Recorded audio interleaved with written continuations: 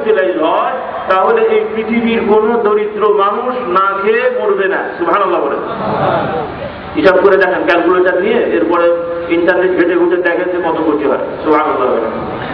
আর ওই শয়তানগুলো মানুষকে ভয় দেখাবে এই কিছু দিনের মধ্যেই খাবার কমে যাবে, তোরা না খেয়ে মরে যাবি, থাকার জায়গা হবে না। আরে বাবা এতই সহজ, তুমি কি মনে করলে যে আল্লাহ তাআলা এই সমস্ত ক্যালকুলেশন ছাড়াই দুনিয়ায় মানুষ পাঠিয়ে দেবে? বাংলাদেশের কি অবস্থা হবে?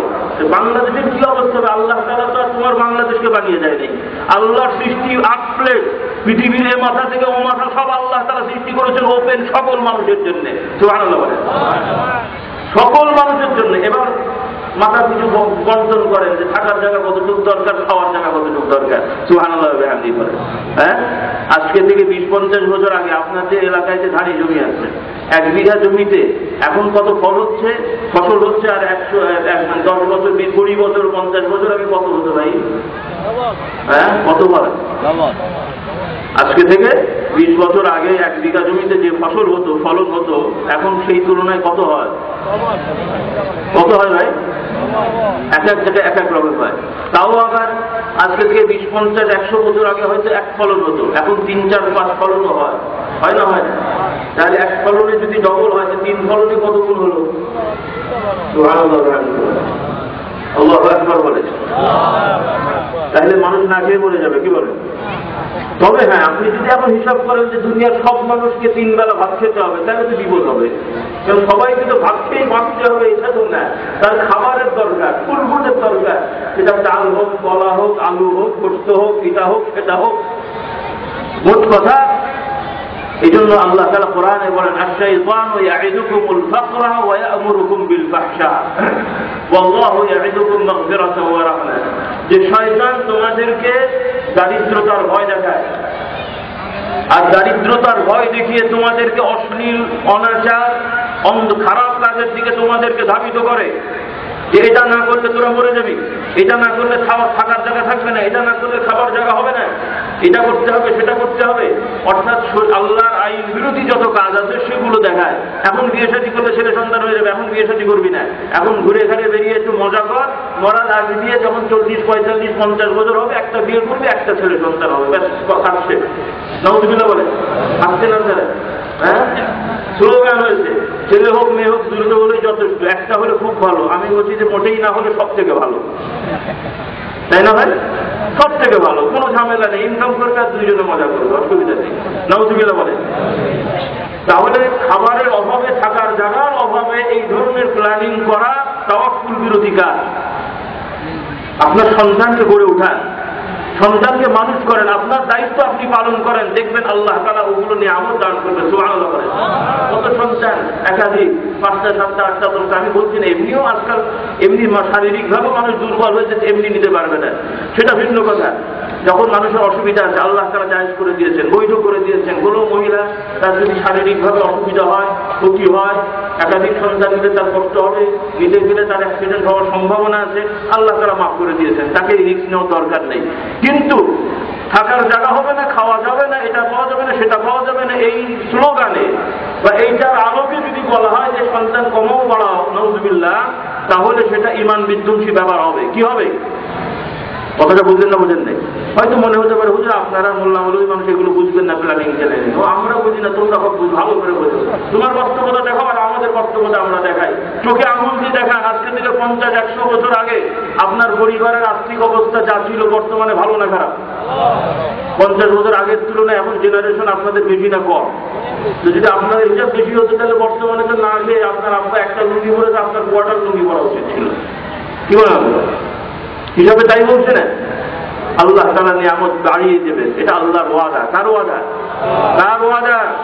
যে আরব দেশের মানুষগুলো একসময় বিভিন্ন দেশে ভিক্ষা করে খেত, যা যা মত ছিল তাদের দেশে আপনারা ভিসা নিয়ে এখন কাজ করতে যান। কথা ঠিক না ঠিক? চাষ করে নিয়ামত কেদের করে দিয়েছেন। ওই মাটি আজকে থেকে 100-200-300 বছর আগে ওই পাহাড় পর্বত ছিল না? ছিল না। কিন্তু ওর তলায় যে হাজার হাজার কোটি টাকার সম্পদ আছে, ওর তো মাথায় ঢোকে নেই। কিন্তু কে মাথায় দান করলেন? কে দান করলেন? আপনার এই বাংলাদেশের তলায় নাই? আছে না নাই? এবার ওগুলো মাটি করে বের করেন, সব ঠিক হয়ে যাবে। পারবেন না? সেই তালে নাই। আল্লাহ তাআলা নিয়ামত দিয়েছেন। আল্লাহ তাআলা ফাইদা কুদিয়াতিস সালাতু ফান্তাশিরু ফিল আরদ, নামাজ শেষ হয়ে গেলে আল্লাহ তাআলা নিয়ামত ছড়িয়ে ছিটিয়ে রেখেছেন পাহাড় পর্বতে, গাছপালা তরুলতায়, জমিনে, বনে জঙ্গলে আল্লাহ তাআলা নিয়ামত ছড়িয়ে ছিটিয়ে রেখেছেন। আল্লাহর শুকরিয়া আদায় করো, নিয়ামত নিয়ে রিসার্চ করো, গবেষণা করো। তুমি কি খেয়ে বাঁচবে সেটা নয়, কি খেয়ে মানে না খেয়ে মরবে, কি বল নাউজুবিল্লাহ, কি খাবে সেটাই ফুল পাবে না। সুবহানাল্লাহ শান্তি বলে এদিকে তাকাবেন, নিয়ামত কার বলে? তো ভাইরা, যে কথা আমি বলছিলাম রাত অনেক হয়ে যাচ্ছে, আমি মুখতাসার কথা বলেছি। ঈমানের এটা বিষয় যে মুহাম্মদ রাসূলুল্লাহ সাল্লাল্লাহু আলাইহি ওয়াসাল্লামকে দিয়ে আল্লাহ রাব্বুল আলামিন যে শরীয়ত দান করেছেন, পুরোপুরি হিসাব আল্লাহ তাআলা আছে। কিয়ামত পর্যন্ত কত পুরুষ হবে, কত নারী হবে, কত মানুষের জন্য কত পুরুষের জন্য কত নারীর প্রয়োজন হবে, এই ক্যালকুলেশন আল্লাহ তাআলার করা আছে না নেই? তো আল্লাহটা নির্ভুল না আপনার আমারটা নির্ভুল? কারটা নির্ভুল? বিশ্বাস করেন না? চিন্তা করে দেখেন, আপনি আমি কিছুই ছিলাম না, মায়ের গর্ভে এলাম, মায়ের গর্ভে মায়ের পেটে আপনাকে আমাকে গড়ে ওঠানোর জন্য, গড়ে ওঠার ক্ষেত্রে যে সকল বিষয়গুলো দরকার হলো এগুলোকে ব্যবস্থা করে দিলেন। মায়ের পেটে যে ব্যবস্থাপনাটা কার করা বলেন? কোন সাইন্টিফিকদের? ব্রিটেনের আমেরিকার? কাদের? কার? মায়ের বলে এলাম, আপনি আমি চাল ভাত ডাল কিছুই খেতে পারি না, আপনার আমার খাবার যেটা দরকার সেই অনুকূল খাবারকে দান করলেন। সুবহানাল্লাহ। এটা বিশ্বাস করতে হবে যে এভাবে যে আল্লাহ মায়ের কোলে খাওয়ালেন, মায়ের পেটে খাওয়ালেন, মায়ের কোলে খাওয়ালেন, শিশু ছিলাম, নিজে কিছুই করতে পারলাম না, বাবা মার মধ্যে দয়া দেওয়া হলো, আপনাকে আমাকে তারা নিজেরা না খাইয়ে কষ্ট করে হলো আপনাকে আমাকে খাওয়ালো, কিন্তু আপনি আমি যখন জ্ঞান হলো, বুদ্ধি হলো, দুনিয়ায় কর্মজীবী হলাম, তখন আল্লাহ খাওয়াতে পারতেন না। হ্যাঁ, এই বুদ্ধি নিয়ে চলছে, পাগলা গারদে ভর্তি করতে হবে। এই দেশটাই তো পাগলা গারদ, আর ভর্তি কোথায় করবেন? যারাই আছে সবই পাগল মনে হচ্ছে। নাউজুবিল্লাহ বলেন। আপনাদের বলছেন, আপনারা রাগ করেন না, আমরাও পাচ্ছি। যাই হোক, কথা বলছেন না, বোঝেন নেই। বলা হয় ফিকার বিদে তর্ক করা হচ্ছে যে এই দেশটা কি দেশ। ফিকার মধ্যে বিভিন্ন রাষ্ট্রের সংজ্ঞা দেওয়া আছে শরীয়তে ইসলামের আলোকে। এটা কি শান্তিময় দেশ, না যুদ্ধ বিগ্রহগ্রস্ত দেশ, না এটা কি? আরবিতে বলা হয় দারুল হারম, দারুল সালাম, এগুলো বলা হয়। এখন তর্ক হচ্ছে, আমার সাথে যে একজন কথা বলছে, আমি চুপচাপ একটু হেসে হেসে বললাম যে ভাই, দারুল সালামের যে সংজ্ঞা ওর মধ্যে এটা পড়ে না, আবার দারুল হরমের মধ্যে যেটা আছে ওটার মধ্যেও পড়ে না, তো আমার মনে হচ্ছে এটা হলো দারুল জুনুন, মানে পাগলা গারদ। নাউজুবিল্লাহ বলেন। কথা বলেন না, পাগলা গারদের কোনো সংজ্ঞা আছে নাকি? মানে এই দেশের কোনো তাল পাওয়া যায় না। আজকে আপনাকে বলবে মহান নেতা, কালকে বলবেন এই বেটা সব থেকে ছোট। নাউজুবিল্লাহ বলেন। এই কখন কোন দিকে যাবে বোঝা মুশকিল। আল্লাহ তাআলা হেফাজত করেন, সকলে বলেন আমিন। তো ভাইরা, আপনারা রাগ করেন না, আমি সংক্ষেপে যে কথা বলছিলাম যে আমরা মুহাম্মদ রাসূলুল্লাহ সাল্লাল্লাহু আলাইহি ওয়াসাল্লামের উম্মত, সেই উম্মত হয়ে থাকবেন তো ইনশাআল্লাহ?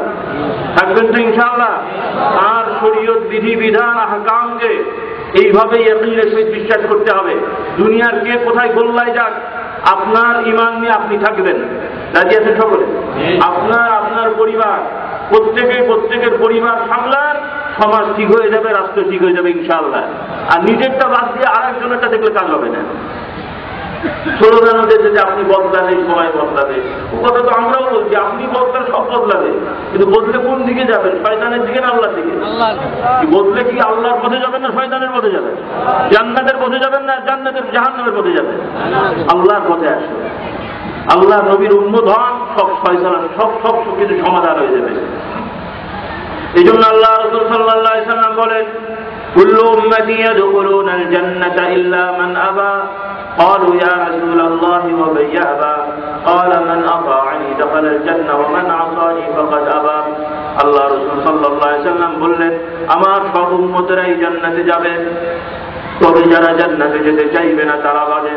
সাহাবারা প্রশ্ন করলেন, ইয়া রাসূলুল্লাহ, কারা জান্নাতে যেতে চায় না?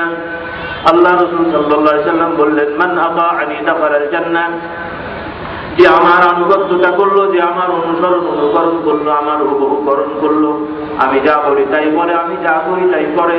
এইভাবে যারা চললো, মান আতাআনি, যে আমার আনুগত্য দেয়, তার করলো, সেই জান্নাতে গেল, সেই জান্নাতে যাবে।